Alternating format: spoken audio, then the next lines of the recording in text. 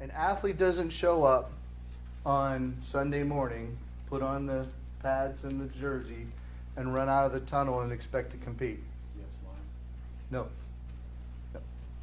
Right? He didn't do that. What would happen if I went to Pittsburgh, got suited up, and ran out with the team? The first play, I'd probably pull a muscle. That would be lucky, right? That would be a lucky situation. I'd probably get blasted into the sideline and be in ICU for a couple weeks. Why? What's the difference between me and all the other athletes? Training.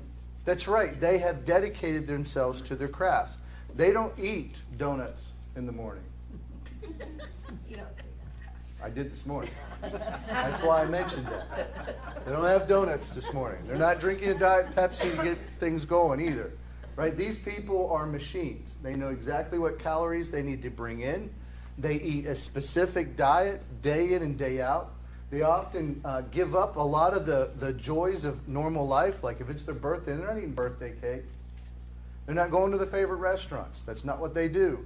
They know what they put in their body is going to affect their performance. They're going to be up at 4 in the morning. Most of these athletes are up at 4 in the morning starting their exercise routine.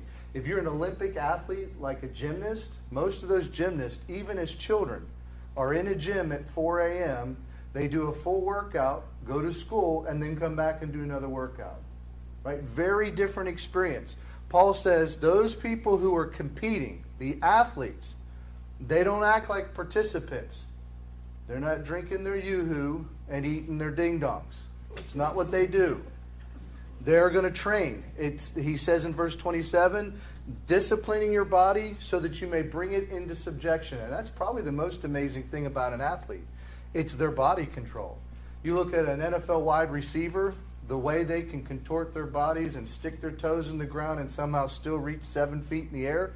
It's amazing. You watch a soccer player who spins 360 in the air, kicks his feet over his head and somehow kicks it in the goal and doesn't end up in the hospital afterwards.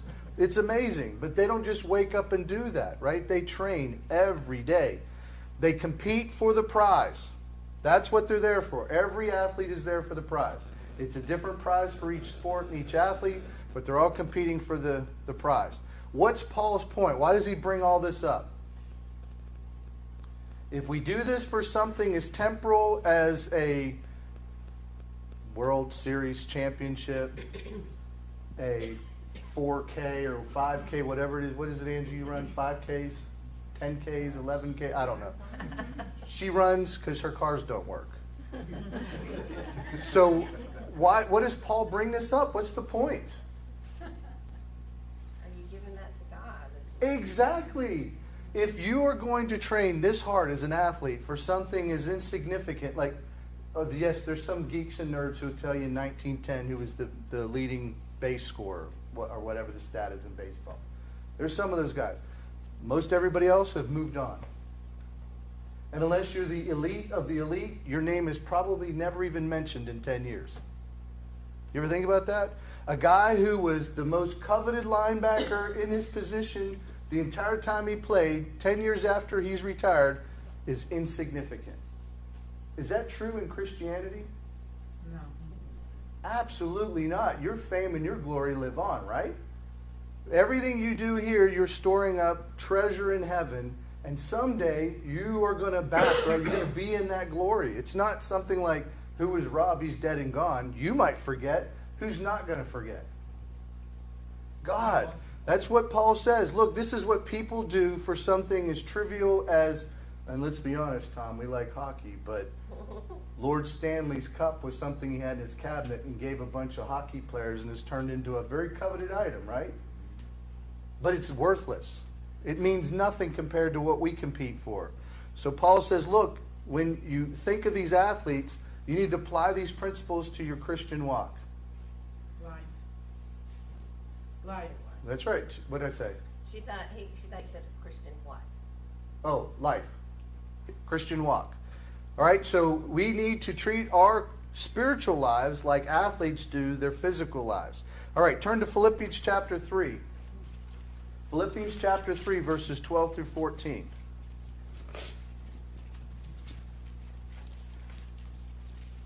Philippians 3, 12 through 14.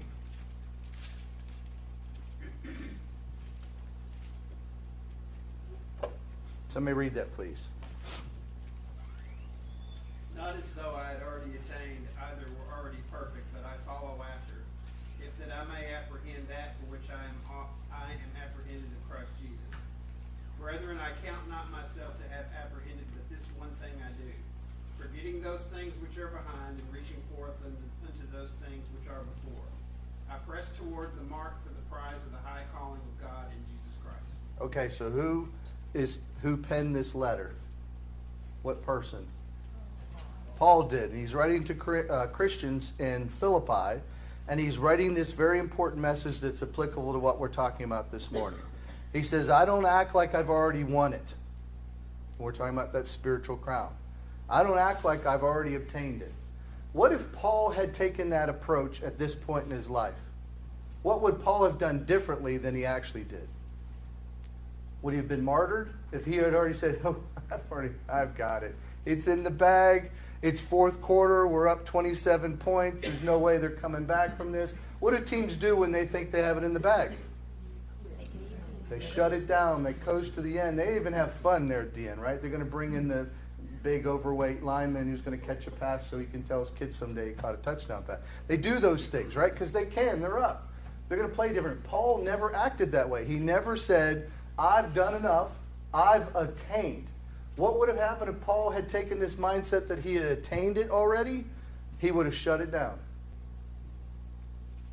How many Christians are living today like they've already got it in the bag? Too many.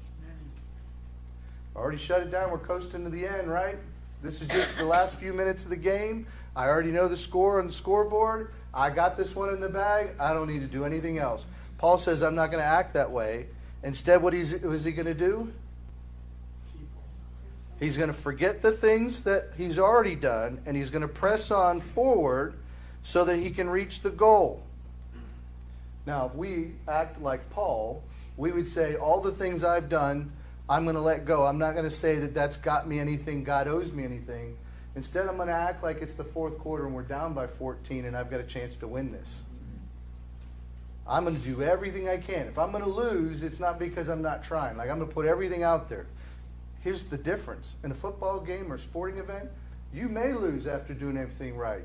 How about as a Christian? You do everything right, do you lose? You are guaranteed to win.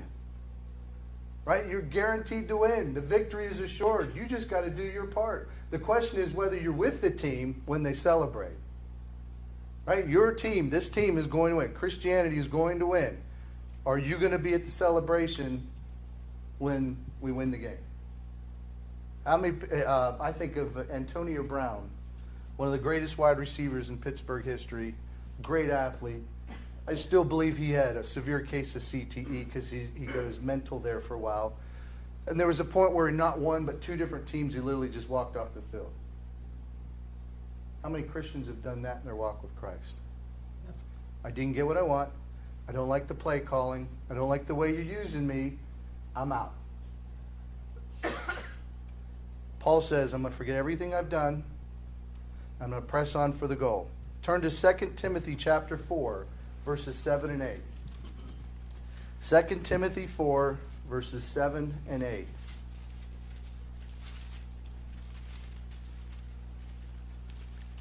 Second Timothy 4, verses 7 and 8. I have fought a good fight, I have finished my course, I have kept the faith. Henceforth there is laid up for me a crown of righteousness, which the Lord the righteous judge shall give me at that day, and not to me only, but to all them also that love his appearing. Notice in 7 he says he has done what? Fight. Past tense. Right? And then he says he has finished the race. It's only when he feels like he has completed his task that he says, finally, there is laid up for me a crown of righteousness. You see, Christianity is not, peaks and valleys. Well, when I was 20 years old, man, I was on fire for Jesus. I did all this wonderful stuff. Look what a great person I am. And then I just trail off towards the end. Christianity is a sustained run, right? It's a marathon. You got to keep putting one foot in front of the other, and you got to keep pressing on to the goal. You may win or be winning for 2/3 of the race, but that doesn't mean you win. Who wins the race? The one who finishes first at the end, right? So this is the mindset Paul has. I'm going to continue to do the things I'm supposed to do until it's done. And then when it's done, then I know I've got this crown of righteousness. See, sadly, many Christians do not run the race to win the prize. In Romans chapter 13:11, Paul writes this, "And do this, knowing the time, that now is high time to awake out of sleep. For now our salvation is nearer than when we first believed." Do you live that way? Do you wake up every day realizing you're actually closer to your reward than you were yesterday? No, of course not, because if we did, we probably would act differently, right? Most Christians run down. They hear about Jesus, lots of excitement, lots of enthusiasm, a lot of activity, and then the longer they go from that baptism event, right? That's how most people are. But that's not what we're supposed to do. We come to Christ and we maintain until we finish the race. So wake up, be aware, you're closer than you were. If you feel like you are closer to your goal, do you get faster or slower? You ever see a runner who is exhausted? Angie, you've probably seen thousands of these. They're beat, their bodies are racked with pain, they're thinking, I can't do it, and they look up and they see the finish line. What happens almost every time? They perk up. Why do they? Where does that energy come from? It's because they realize what? The goal is near, right? I just got to go 25 feet. I can do 25 feet. I can't do another 15 miles. I don't have to do 15 miles. I just need to do 25 feet. No, I couldn't do 25 feet. Angie could. Some of you could. Okay, so if we believe this, we would act differently. And if we believe this and we acted differently, then other people would know that too. They'd see that in our demeanor, the way we talk, the way we act, the way we think. They would say, wow, something's different about you. It's like, you've always been on fire for God, but you seem to be more on fire for God today. So we need to be ramping up, not down. They, like marathon runners, can see the finish line, and they're just now deciding to stop running. Have you ever seen that in a race? It's tragic. Runners run 20 some miles, and the line is close, and they just shut down. And you're like, what, are you nuts? You have this thing in the bag, like crawl on your hands and knees if you have to roll sideways. You're right there and they give up. It's crazy. Why did you do the 20 miles if you're just going to give up that close to the goal? Christians, why would you make all those sacrifices all those years just to give up this close to the goal? But look around you. How many people used to be here aren't here today? They gave up. They gave up. They forgot that they're closer today than they have ever been. Yet spiritually, too many Christians are comfortable with just quitting. We get comfortable with other people's decision to quit, and we rationalize it with, well, we need to respect their decision. That's interesting. Okay, hey, you're a chemo patient. If you don't take your chemo, you're going to die. Well, they've decided we're going to honor their decision. If you love that person, you'd be like, what are you, nuts? Take the drug, right? Stay alive. We love you. We need you. We need to act that way with our spirituality. And don't be afraid of being too pushy, because we would not hesitate, and this is true with most people who've ever been through a diet. You know, there's people, and I'm not talking about like I lost 5 pounds. I'm talking about the people who went from big to like in shape, like Richard Simmons' mindset. What was Richard Simmons' life's passion? Exercise. Why? You didn't want to gain it back. He knew what it meant to be out of shape and overweight and near death, and he now knows what it feels like to be in shape and alive, right? And he wanted to share that with everybody. Did Richard Simmons care about being too pushy? No. Did he care about being obnoxious? No. He's like, if you only knew, if you would just give me your time, you could feel like this. Why wouldn't you want to feel like this? But Christians, we say, well, I don't want to be that guy. Imagine a soldier who's endured a great battle. He survived in no man's land for a long time, many days. Nothing to eat, nothing to drink. barely able to sleep, knowing that the enemy could come upon them at any time. They're in great pain, hunger, and fear. But they have survived all this time only to give in to death as comrades are coming to rescue them. That's sad. Like, if you just held out a little longer, you'd be okay. I think of how many people read the book, seen the movie, is it Invincible? Is that what it's called? About the guy, the real guy in World War II? Unbroken. Unbroken. You ever seen that movie or read that book? It's an amazing book. You need to read it. You need to see the movie. It's about a real life man who's just has an iron will. It starts when he's running, I think it's track and field, and then he gets picked up in the military and he gets crashed in the middle of the Pacific Ocean in a life raft for days. And he has some comrades, if I remember the story right. A couple of them give in and die. He does not. And he thinks, oh, I'm going to be saved. Guess who saves him? The Japanese. He ends up in one of those horrible prison camps that you hear about. The ones where people would rather die than go to prison camp. Most of us in that situation, after being stranded and watching your friends die, to only be rescued by the Japanese, would probably have jumped off and let the sharks have us. He doesn't. He goes to prison for some extraordinarily long time. When other people are dying, he's the only guy still alive. And he becomes such an inspiration that other people start to live because they believe him. And that's why they wrote a book, and that's why there's a movie about the guy. Would other people spiritually say the same thing about you? Hey, you know, I thought I was sliding in the abyss. There was no hope left in the world, but Ann, this lady Ann, I thought she was nuts at first, but then I started to think maybe she knew something I didn't know, and look at me now, right? Are you going to be that different? I don't remember the guy's name. Do you?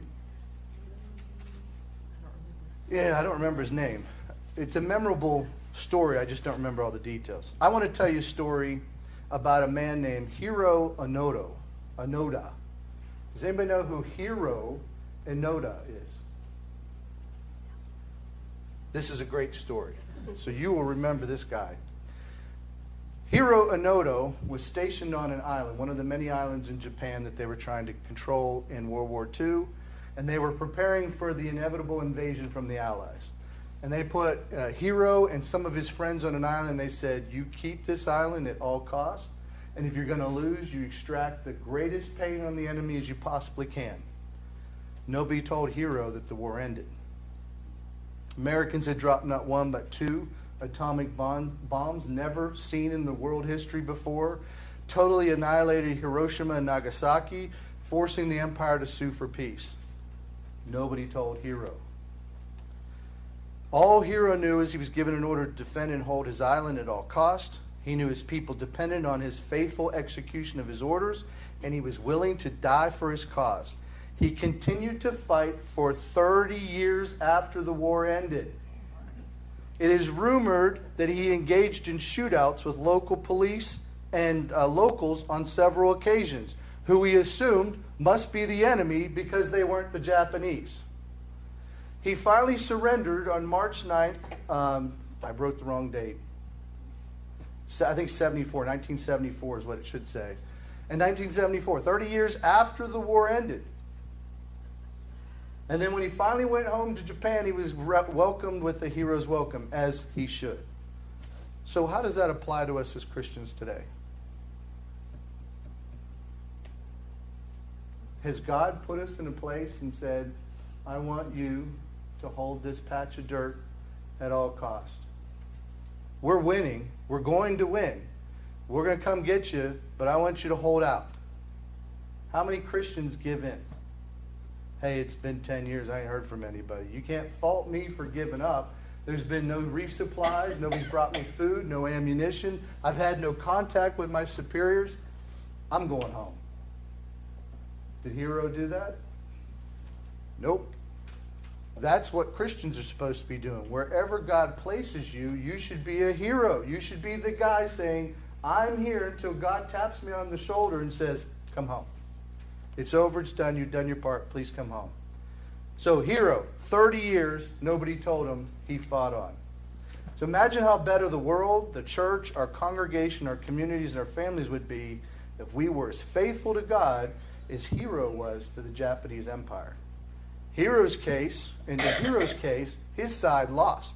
So imagine that. You fought for 30 years faithfully only to find out you lost. And not just a little bit, like everything you knew was wiped out, like literally off the map. That would be kind of defeating. Here's this. Our case, it's not that way. We're going to fight on and on and on, and what are we going to find out? Our side wins. That's the whole point of Revelations. We win. All right, so go to 2 Corinthians chapter 4, verses 7 through 9. 2 Corinthians 4, 7 through 9. 2 Corinthians 4, 7 through 9.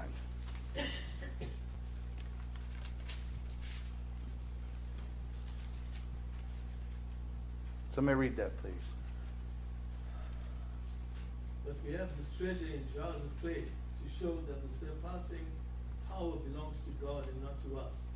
We are afflicted in every way, but not crushed, perplexed, but not driven to despair, persecuted, but not forsaken, struck down, but not destroyed. Thank you. Now, here's the interesting thing about what Paul writes here by inspiration. Paul could have chosen any analogy, and he says, we are what? We're likened to what? In verse number 7. How many people have clay pots in their house? I hate them. Jill buys hundreds of them. They're a waste. Why do I hate them, Jill? I didn't know I had hundreds. Oh, I hate them. Well, she has them stacked up. Why do I dislike them, Jill? They break. I once saw a fly land on one, it shattered in half. Oh my goodness. A squirrel walked by and burped and it shattered into pieces. They are useless. And we buy them all the time. Why does Paul pick something that weak and fragile? Why doesn't he say, we have this treasure in iron boxes? These are temporary. We're not meant for here. We're not going to be around forever. Okay, you We could serve say a it's... temporary purpose. Okay, good. You could say it's related to our bodies and our physical strengths. Good. What other ideas? We have to depend on God. Ah. So verse 7, he answers his own question. Why are we a treasure in jars of clay? To what? To show the power of God. It's not about, am I strong enough, fast enough, smart enough? If that was the case, God loses every time. It's not about me. It's about who? What lives in me. The treasure that is in me. And if I remember this power and strength comes from God, then verse 8, we are afflicted in every way, but what? Not crushed. Perplexed, but not despair. Persecuted, Not forsaken. struck down. And not destroyed. You ever wonder why God doesn't say, okay, this is my people. What I'm going to do is I'm going to put them over here in a big protective bubble. Nobody can ever do anything bad to them. They're going to prosper like crazy. And we go preach the gospel about Jesus. Is it going to be well received? Oh yeah, everyone's going to want to be in the bubble. Yeah. You mean I get a new Mercedes and a mansion and nobody can bother me anymore and every day is going to be zippity-doo-dah? Yeah, I'd love that. Also, if we were in that bubble, it would be harder for us to preach to those who are not in the bubble. That's right. If we're in the bubble, it's harder for us to relate to those people outside the bubble too. That's what the prosperity gospel preachers are preaching.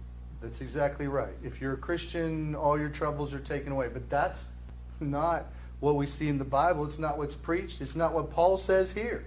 Paul says you will be what? Afflicted. You will be perplexed. You will be persecuted. You will be struck down. That sounds like something we should put on a great big billboard. You are guaranteed these things. Please come be a Christian. What kind of response are you going to get? No thanks. The response you get today. Right? There's a reason why we don't have a 10,000 seat auditorium this morning. You get the same response. Wait, I have to do the same thing I would do if I wasn't a Christian? Like I would still lose my job and I'd still have to work hard to put food on the table. And as a matter of fact, it'd probably be harder because people are going to make fun of me and I'm not going to be able to do the things I like to do. No thanks. Life's hard enough. But the power's not in us. The power's where? The word. Lord, So if you're in the world, when you are afflicted, we're not crushed. They can be. We can be perplexed and they can be perplexed.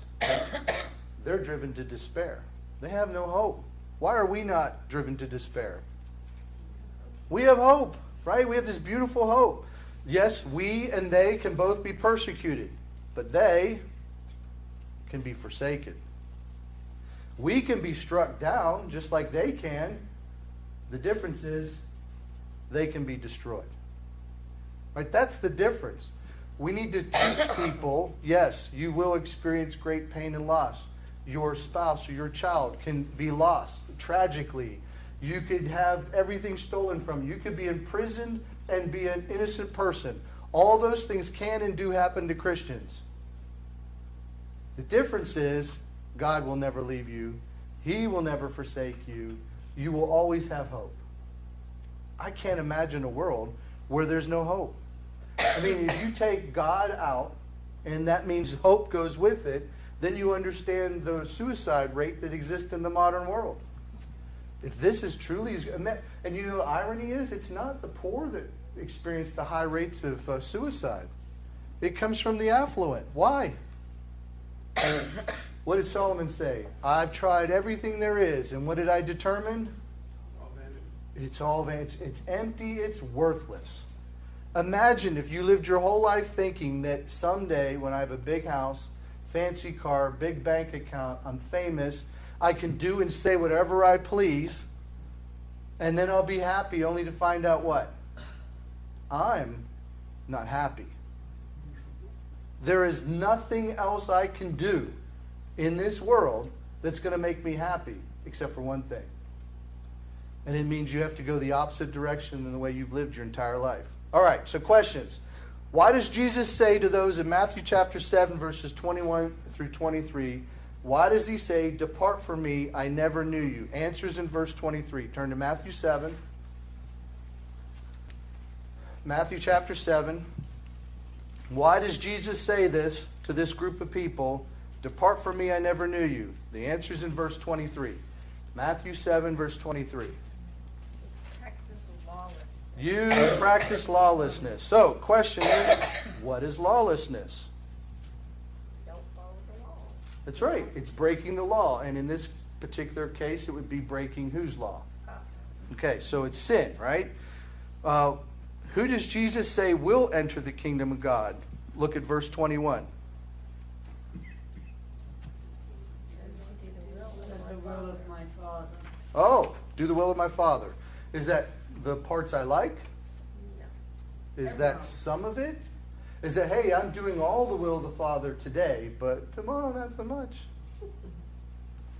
No, it's doing it all the time, right? Doing the will of the Father all the time. In Romans chapter 8, verse 37, Paul writes this, yet in all these things we are more than conquerors through him who loved us. Who is Paul speaking to in this context?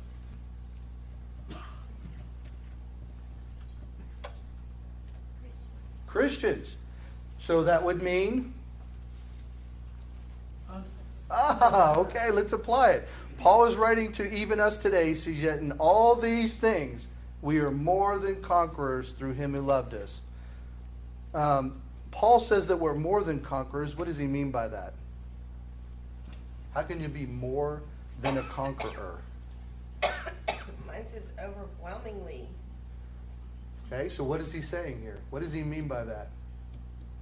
Why doesn't he just say, yet in all these things we were made conquerors through him who loved us? What is a conqueror?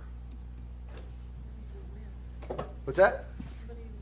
Somebody who wins. But they have to do the work, right? They fight the battle. They conquer because they're the superior force, army, whatever. Do we win because of who we are? No. That's why we are more than conquerors. We get the benefits of the conqueror, but we don't have to do any of the work. Who does all the work? Jesus. It's all been done through Jesus. Right.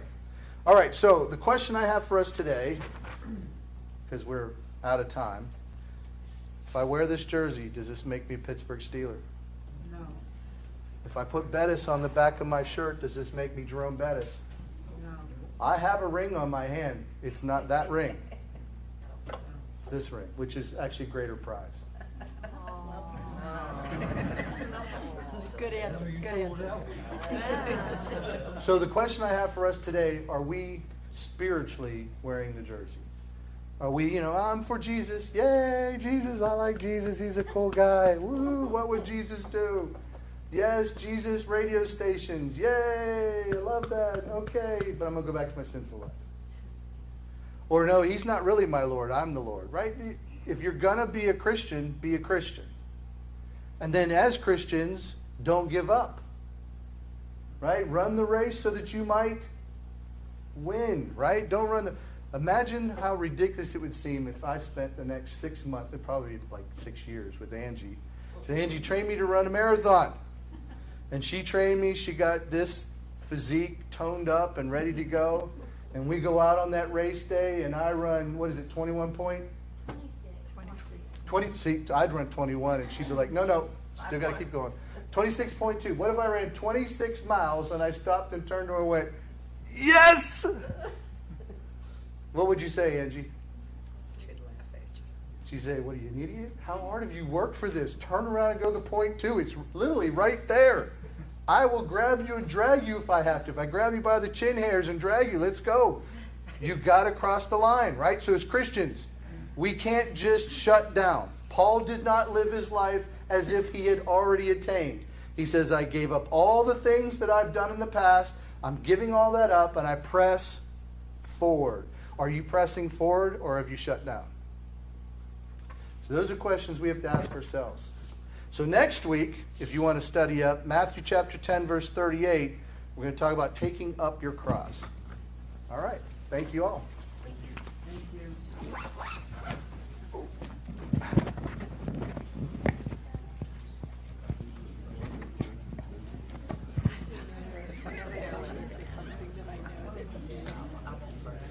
Good answer that I want to hear. I always like, on Family Feud. Good answer, good answer, good answer. He went through all That's why I was like, good answer. That's psychological. Good answer, good answer.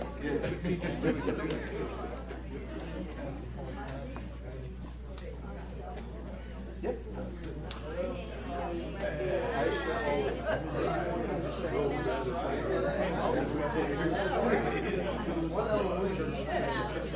And he was like, the bug would be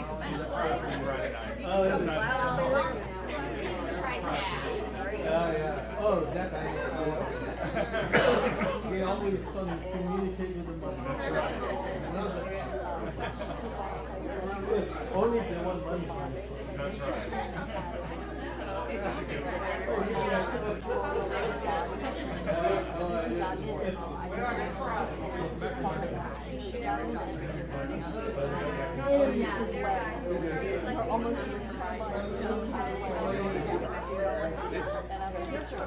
Standing in. Like, I'm not sure you really meant it, but good answer. Right, that's good. Good that you're doing it.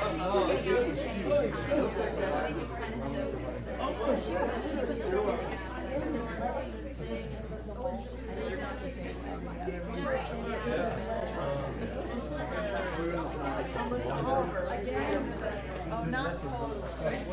Oh, that one doesn't fall. That was like, yeah.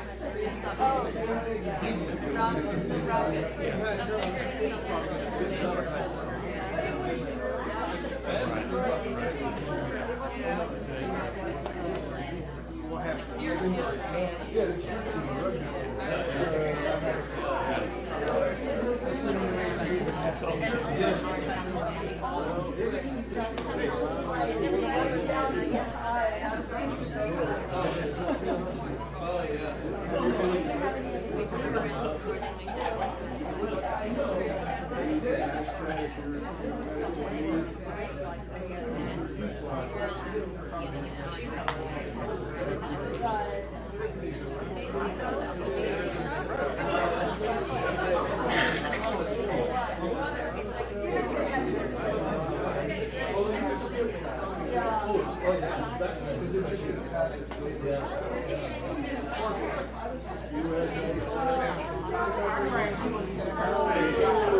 brother. Hebrews 11, 1 through 7. Hey, somebody disconnected this. Thanks, brother.